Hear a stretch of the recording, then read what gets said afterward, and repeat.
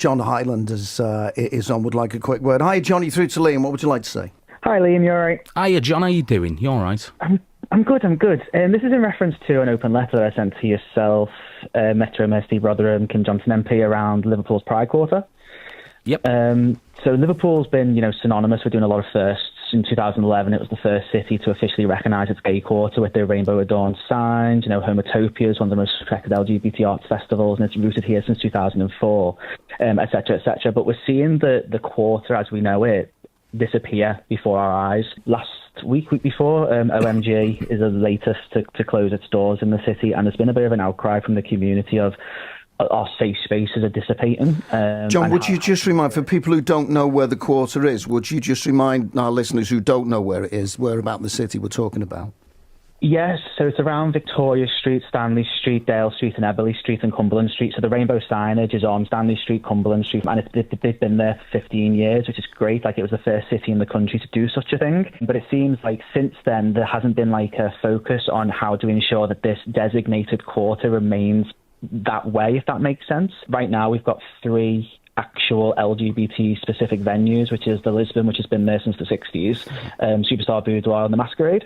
So it's more the community are just a bit concerned about we're watching this disappear. How as a council, as a region, Liverpool City region at the last census has over 120,000 gay people, which is equating to San Francisco, which in real terms is actually quite incredible.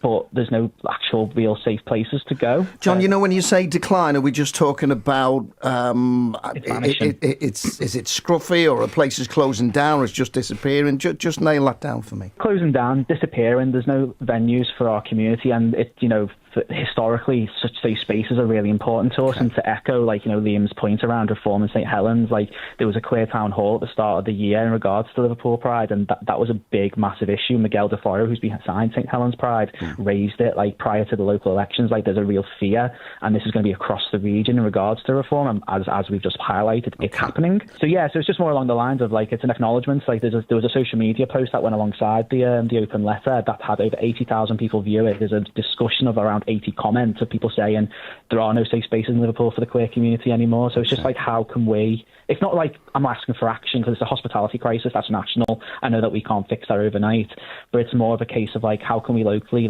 be heard and be okay, we are looking into this and we are taking this seriously. So I'll hand this straight over to Liam, but let me just ask you this. Are you fearful that the quarter would just disappear and it would just be a memory?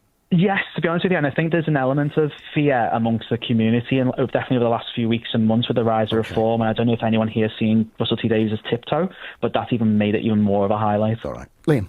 Yeah, and no, thanks ever so much. Well, first and foremost for ringing in, John, but thanks for convening the letter and everything that you and everyone across the community is doing. We are going to be coming back to you with a response. I've been working really closely with Councillor Harry Doyle as our relevant cabinet member, who's got a lot of expertise on how we can support, because we want to at the end of the day. It goes back to the previous conversation we've just been having with Snelly about pride and welcoming everyone. We know how important our gay community is, our gay quarter is, and it's part of that really welcoming approach that our city is all about at the end of the day. But what are you going to do about it, Liam? I think that's how we work through with John and everyone else that runs those businesses across the wider community, to look at the different ways in which we can support that. I know there's lots we've been doing over many years, but there's always some great opportunities to get innovative ideas from some of those different businesses and some of the different